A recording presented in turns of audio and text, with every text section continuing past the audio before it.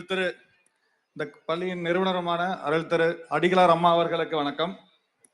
இந்த கல்லூரியின் correspondent madam Padmavathi madam, கிரி sir எனது நண்பர் மற்றும் இங்கே நான் வந்ததுக்கு மெயின் காரணமே கிரி சார் தான்.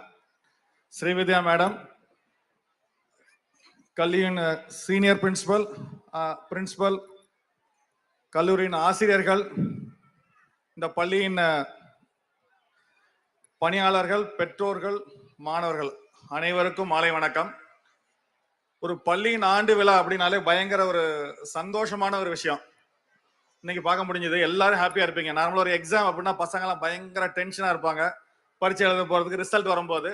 ஆண்டு விழா அப்படின்னா படிக்கிற மாணவர்கள் மட்டும் இல்ல, படிக்காத மாணவர்களுக்கும் அவங்க திறமையை வெளிப்படுத்துறதுக்கு ஒரு வாய்ப்பு கிடைக்கும். அவங்க டிராயிங் காம்படிஷன், ஸ்போர்ட்ஸ் எல்லாமே கிடைக்கும். நிச்சயமா இன்னைக்கு பார்த்தா இந்த பள்ளியில வந்து ஆசிரியர்களும் ரொம்ப சந்தோஷமா அடைஞ்சிருப்பாங்க. ஆசிரியர்களும் கௌரவிச்சீங்க. ரொம்ப ரொம்ப ரொம்ப சந்தோஷம்.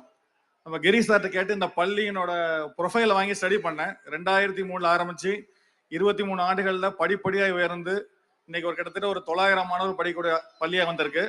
அவங்களோட சாதனைகளை பார்த்துட்டு 2013 ஒரு அச்சீவ்மெண்ட், அடுத்த வருஷம் 2, அடுத்து 3, 4 அப்படியே வந்து இந்த வருஷம் பார்த்தா 10, 15 அச்சீவ்மெண்ட். எல்லா வகையிலையும் செஸ்ல, யோகா, கராத்தே, பரேதுல நான் பார்த்துட்டு பயங்கர இன்னைக்கு நேரம் வந்து பார்க்க தெரியுது எவ்வளவு ஒரு ஊக்குவிக்கிறாங்க மாணவர்கள் அப்படிங்கிறது. ரொம்ப ரொம்ப சந்தோஷம். முதல்ல இதுக்கு நம்ம மேனேஜ்மெண்ட்டுக்கும் இங்க இருக்க ஆசிரியர்கள் எல்லாருக்குமே ரொம்ப ரொம்ப சந்தோஷமான விஷயம். இது என்ன ரீசன்னா, சிட்டியில படிக்கிற பசங்க எல்லாருமே நல்லா படிப்பாங்க. இந்த மாதிரி கிரவுண்ட் கூட கிடையாது சிட்டியில. வெறும் பாடம் படிப்பாங்க. இங்க இருக்க பசங்களுக்கு நிறைய விஷயம் சொல்லி தரீங்க. ரொம்ப ரொம்ப நன்றி. அடுத்தது இந்த பள்ளியின் ஆசிரியர்கள் அனைவருமே நீங்க செய்யறது வந்து பணி கிடையாது, சேவை. எப்பவுமே சொல்லுவேன், எப்படி ஒரு ராணுவ வீரர் போய் இந்த நாட்டுக்கு சேவை பண்றாரோ, ஒவ்வொரு ஆசிரியரும் உங்களுக்கு தெரியாமலே நாட்டுக்கு சேவை பண்றீங்க. ஏன்னா பள்ளியில தான் இந்த நாட்டின் எதிர்காலம் எழுதப்படுது. ஒவ்வொரு குழந்தையும் இந்த நாட்டினோட எதிர்காலம் அவங்க தான். அவங்கள நீங்க சிற்பி மாதிரி செதுக்குறீங்க. அவங்களோட கேரக்டர் முக்கியம். அதுதான் நாட்டின் எதிர்காலம். ஒவ்வொரு ஆசிரியருமே ஒவ்வொரு குழந்தைங்களுக்கு நீங்க ஒரு ரோல் மாடலா இருக்கீங்க. அது உங்களுக்கு தெரியாது. உங்களுக்கு பிடிச்ச சில பேரையும் சொல்லுவீங்க. உங்களுக்கு தெரியாம பல குழந்தைகள் உங்களை பார்த்து அவங்க கத்துப்பாங்க நிறைய விஷயத்த. நிச்சயமா மாணவர்களின் வெற்றிக்கு ஆசிரியர்கள் உறுதுணை கட்டாயம் தேவை. இல்லைன்னா அவங்களால சாதிக்கவே முடியாது இந்த விஷயத்துல. அடுத்து மாணவர்களுக்கு அடுத்தது பெற்றோர்கள். நம்ம பெற்றோர்கள் எல்லாருமே என்ன ஆகும்னா, நம்ம எதை செய்ய முடியாதோ அதை பிள்ளைங்கள்ட்ட எதிர்பார்ப்பாங்க. நம்ம ஸ்கூல்ல படிக்கும் போது 35 மார்க் வாங்கியிருப்போம். ஆனா நம்ம பிள்ளை 100 மார்க் வாங்கணும்னு ஆசைப்படுவோம். தயவு செஞ்சு அந்த மாதிரி பிள்ளைங்களை ஃபோர்ஸ் பண்ணாதீங்க. ஒவ்வொரு குழந்தைகளுக்கும் ஒவ்வொரு திறமை இருக்கு. இந்த உலகத்துல 700 கோடி பேர் இருக்காங்க. ஒவ்வொருத்தருக்கும் ஒரு திறமை, தனித்துவம் உண்டு. அவங்க ஒவ்வொரு பிள்ளைங்க ஊக்குவிங்க. அவங்க வந்து படிக்கல அப்படிங்கறத ஒதுக்கி வைக்காதீங்க. படிக்காம எத்தனையோ பேர் சாதிச்சிருக்காங்க இந்த உலகத்துல. அவங்க நீங்க வந்து ஒதுக்கிக்கணும் அவசியமே கிடையாது. ஒவ்வொரு குழந்தைங்களுக்கும் அவங்க திறமைன்னு கண்டுபிடிச்சு நீங்க கொடுத்தீங்கன்னா, வாய்ப்பு கொடுத்தா ஒவ்வொரு குழந்தைங்க சாதிக்கும். நிறைய பேர் இந்த வாழ்க்கையில பார்த்திருக்கோம்.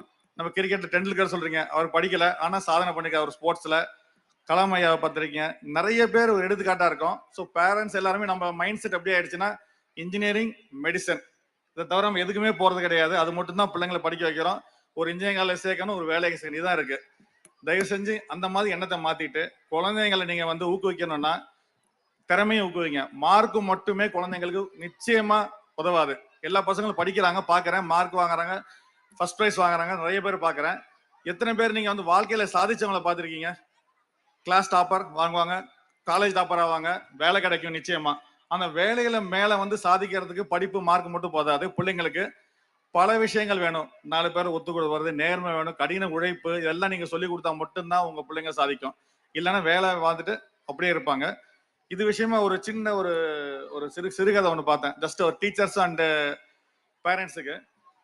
நம்ம தண்ணி எல்லாம் எடுத்துட்டு போறாங்கல்ல, தண்ணி எடுத்துட்டு போகும்போது இந்த காலத்துல லாரியில ஊத்துறீங்க, டிராக்டர்ல ஊத்துறீங்க.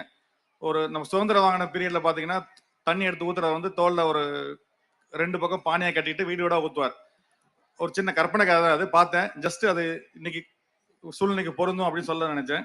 அதை பாத்தீங்கன்னா ஒரு பானையில கிராக் இருக்கும், தண்ணி சொருக்கிட்டே இருக்கும். இன்னொரு பானை நல்லா இருக்கும். டெய்லி எடுத்துட்டு போய் தண்ணி ஊத்திக்கிட்டே இருப்பாரு. அந்த கதையில வரபடி ஒரு பானை வந்து வருத்தப்படும், நம்ம வந்து அவர் பண்ற உழைப்புக்கு அந்த தண்ணி வீணா போகுது, செய்ய முடியலையே அப்படின்ட்டு. இன்னொரு பானை ரொம்ப பெருமைப்படும், நான் எல்லாமே அவருக்கு உழைக்கிறதுக்கு ஃபுல் தண்ணி கொண்டு போய் கொடுக்க முடியுது அப்படின்ட்டு. ஒரு நாள் வந்து வருத்தப்பட்டு அந்த பானை வார்த்தை சொல்லும், ஐயா மன்னிச்சிருங்க, நீங்க பண்ற இவ்வளோ உழைப்புக்கு என்னால இருக்கிற பாதி தண்ணி வீணா போயிருது அப்படின்ட்டு. அவர் சொல்லுவாரு கவலைப்படாத அப்படின்ட்டு வந்த வழியை காட்டுவாரு.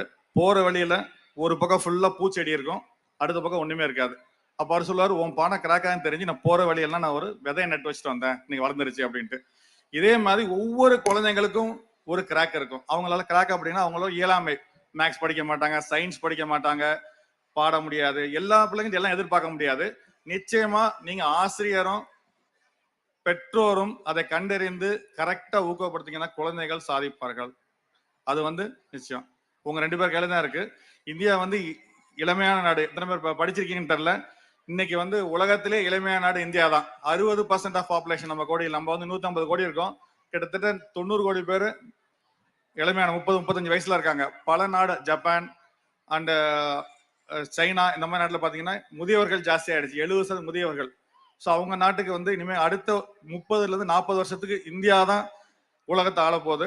நம்ம குழந்தைங்க தயார்படுத்தணும். இங்க இருந்து மட்டும் இல்ல, வெளிநாட்டிலயும் வேலை பார்க்க வேண்டியிருக்கும். ஏன்னா அந்த நாட்டுல வேலை பார்க்க ஆள் இருக்காது, நம்ம தான் பார்க்கணும்.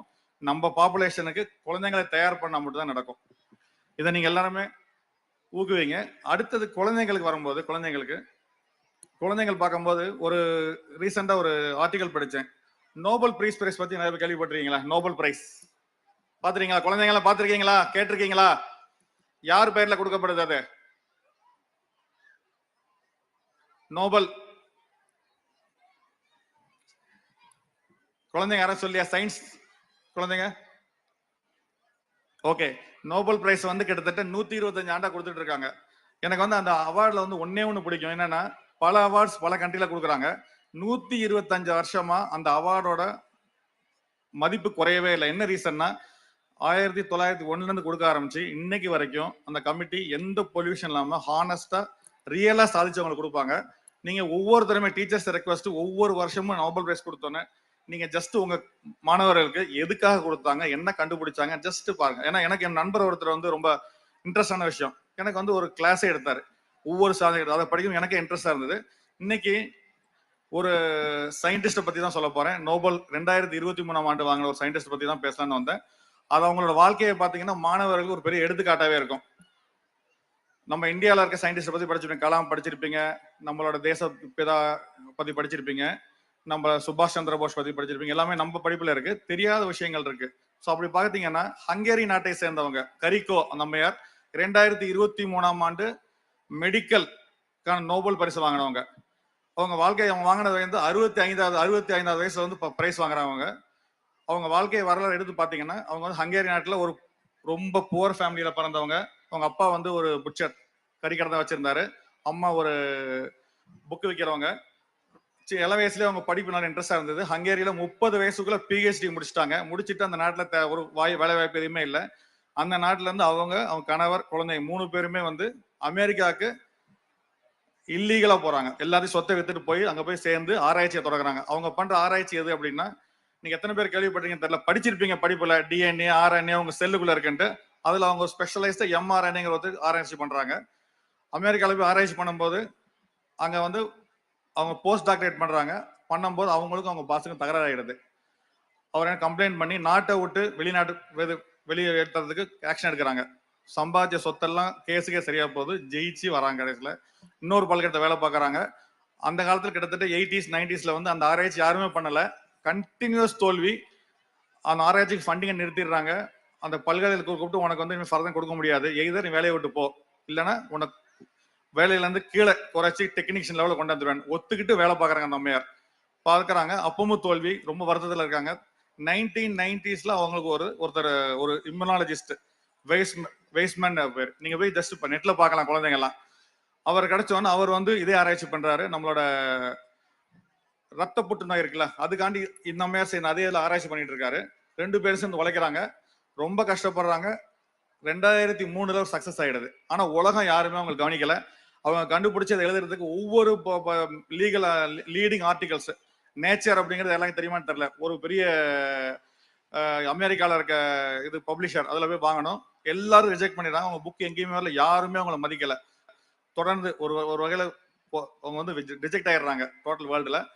இதுக்குள்ள அவங்கள 2013-14 அந்த அம்மையாரோட பொண்ணு Olympic gold medal America represent பண்ணி வாங்குறாங்க.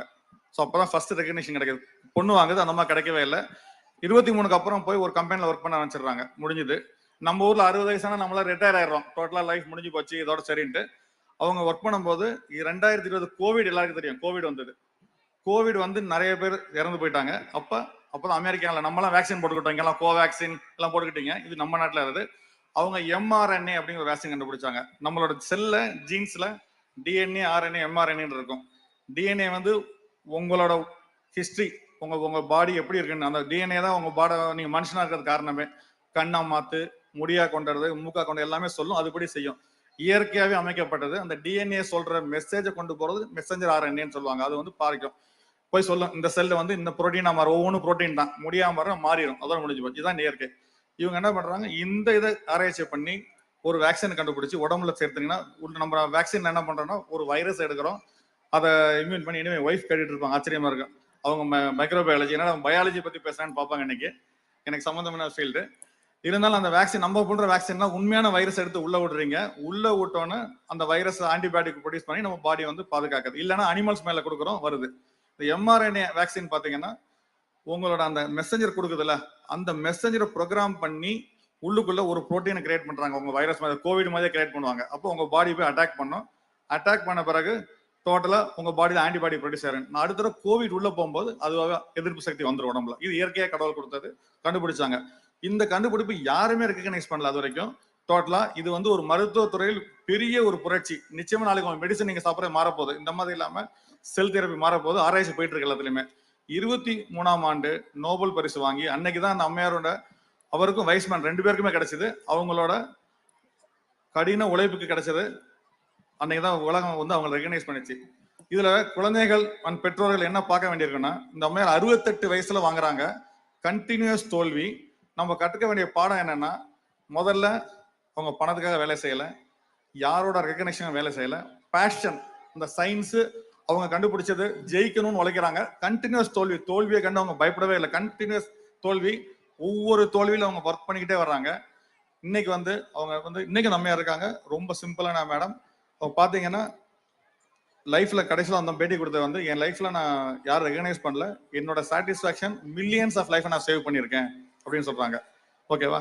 இது மாதிரி ஒவ்வொரு சாதனையாளர்களும், ஒவ்வொரு குழந்தைகளும் அந்த அதே மாதிரி வாழ்க்கையில கடினமா உழைச்சு விடாமுயற்சி பண்ணீங்கன்னா ஜெயிக்கலாம், கட்டாயம் ஜெயிக்கலாம்.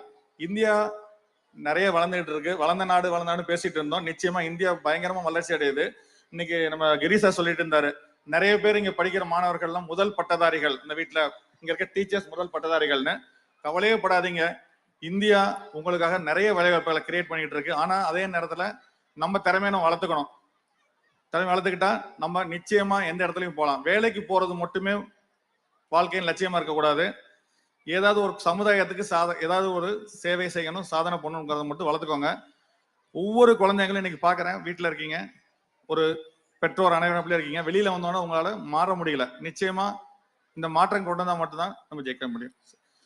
ஸோ இன்னைக்கு எல்லாருக்கும் பசி வந்துருச்சுன்னு நினைக்கிறேன். எல்லாருமே மணி 8:15 ஆயிடுச்சு. இந்த நேரத்துல எனவே அனைவருக்கும் நன்றி. இந்த பள்ளிக்கு வந்தது, இங்க வந்து பார்ட்டிசிபேட் பண்ணது பசுமையான நினைவா இருக்கும். எனக்கு வாய்ப்பளித்த கிரி சார் அண்ட் அடிகளார் அவர்களுக்கும் எனது நன்றியை தெரிவித்துக் கொள்கிறேன். அனைவருக்கும் வணக்கம். ஜெய்ஹிந்த்.